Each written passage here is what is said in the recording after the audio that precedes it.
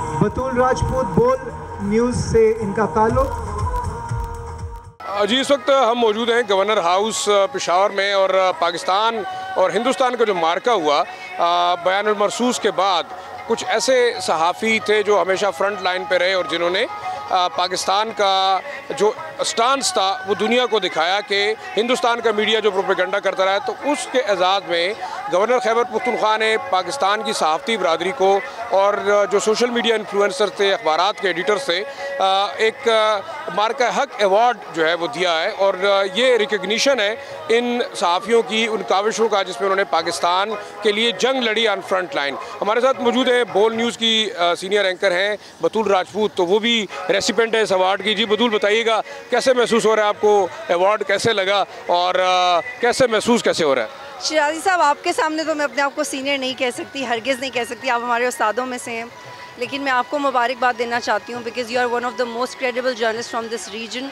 और ना सिर्फ हमें उन्होंने सराहा है बल्कि आपको भी सराहा है। तो एज ए टीम ये मेरे लिए बहुत फ़ख्र की बात है कि हम रिप्रेजेंट कर रहे हैं बोल न्यूज़ को और इंडिविजुअली हमने अपने सहाफ़ती करियर में भी क्रेडिबिलिटी को मेंटेन रखा है। I am fan of your work and I am happy कि हम दोनों इकट्ठे इस बारे में बात करें।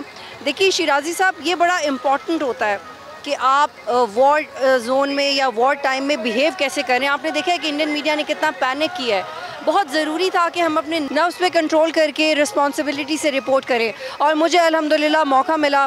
मैंने जो वॉर के हवाले से प्रोग्राम्स प्लान किए, मेरे पास वो बहुत अच्छी टीम थी और हम बहुत टाइमली चीज़ें कवर कर सके, चाहे वो ड्रोन अटैक्स हों, चाहे वो मिसाइल अटैक्स हों। हमने वो ग्राउंड पर जाके कवर किया और लोगों को बताया कि हम लोग किस तरह से इस जंग का सामना करें बीइंग मीडिया।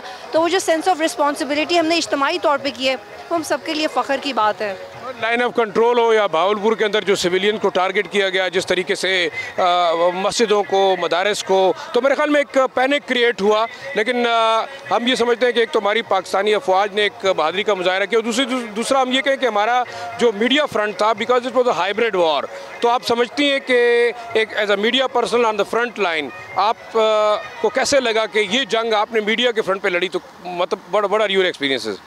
बिल्कुल शिराजी साहब, जब लेट नाइट हम वो फुटेजेस रिसीव कर रहे थे कि पाकिस्तान ने इंडिया में फ़लाँ जगह पे मिसाइल फेंका या कहीं, तो अब वो हमारे we were getting goose bumps और वो ऐसा लग रहा था वो किसी लड़ाई से कम नहीं था क्योंकि अपने मुल्क को रिप्रेजेंट करना जज्बाती हुए बग़ैर, डरे बग़ैर, आपको पता है कि लाहौर, इस्लामाबाद में हर जगह तक ड्रोन्स पहुँचे तो हम लोग जागते रहते थे पूरी रात। मैं ना सिर्फ एक सहाफ़ी की हैसियत से बल्कि एक माँ की हैसियत से भी कि मेरे बच्चे ना डर जाएँ, तो मेरे लिए बहुत मुश्किल था।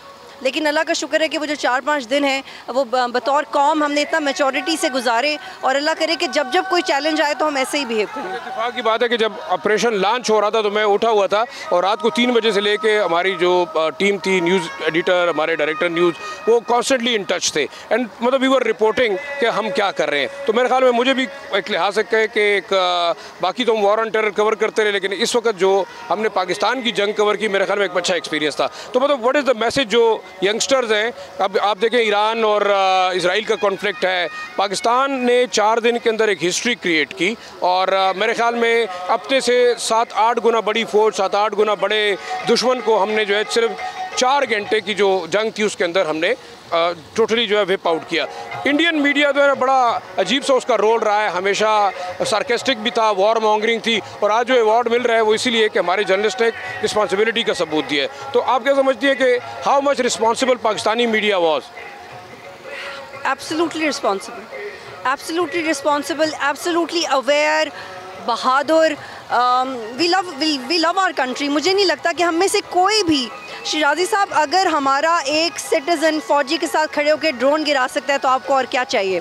हमारा जो जज्बा ईमानी है, हमारी जो अपने मुल्क से मोहब्बत है, वो उसकी आपको मिसाल कहीं नहीं मिलती। और यहाँ पे मैं बतौर जर्नलिस्ट बात नहीं करी, मैं बतौर पाकिस्तानी बात कर रही हूँ क्योंकि जब हम जंग लड़ रहे थे तो उसमें किसी सहाफ़ी, शहरी और फ़ौजी की डिस्क्रिमिनेशन थी ही नहीं। तो वो जो एक यूनानिमिटी हमने देखी वो मैचलेस थी और उसी की वजह से वो खौफ आपको टीवी स्क्रीन्स पे नज़र नहीं आया। रिसेंटली हमने ईरान में भी देखा कि उनके जो एंकर पर्सन्स हैं वो नहीं जा रहे स्टूडियोज़ छोड़ के और जो इज़राइल है उसके एंकर स्टूडियोज़ छोड़ के भाग जाते हैं। तो मुझे लगता है कि जो हमारी अपने मुल्क के लिए मोहब्बत है वो बेमिसाल है और वो हम सब एक ही जितनी करते हैं, कोई कम या ज़्यादा नहीं करता, सब एक ही जितनी करते हैं। जैसे जी बतूल साहब ने बात की, और मेरे ख्याल में जो रिकग्निशन है हमारे मीडिया एंकर पर्सनस की, जो फ्रंट लाइन मीडिया के हमारे लोग थे, तो मेरे ख्याल में हमारे लिए भी बड़ी एजाज़ की बात है कि रिकग्निशन हुई और जो फ्रंट लाइन पे हमारे कौम के जो जवान थे, फौजी जवान थे, उन्होंने एक जंग लड़ी। इंडियन हाइब्रिड वॉर और इंडियन वॉर मॉन्गरिंग को काउंटर करने के लिए जो रोल अदा किया इस वक्त पाकिस्तान के मीडिया प्रोफेशनल्स ने, और मेरे ख्याल में जो रिकग्निशन है मार्का हक की शक्ल में, ये एक बड़ा एजाज़ है। और हम महसूस करते हैं कि शायद पाकिस्तानी कौम का रिजॉल्व इतना स्ट्रॉन्ग है कि हिंदुस्तान जैसा मुल्क जो है वो हमें कभी भी शिकस्त नहीं दे सकता।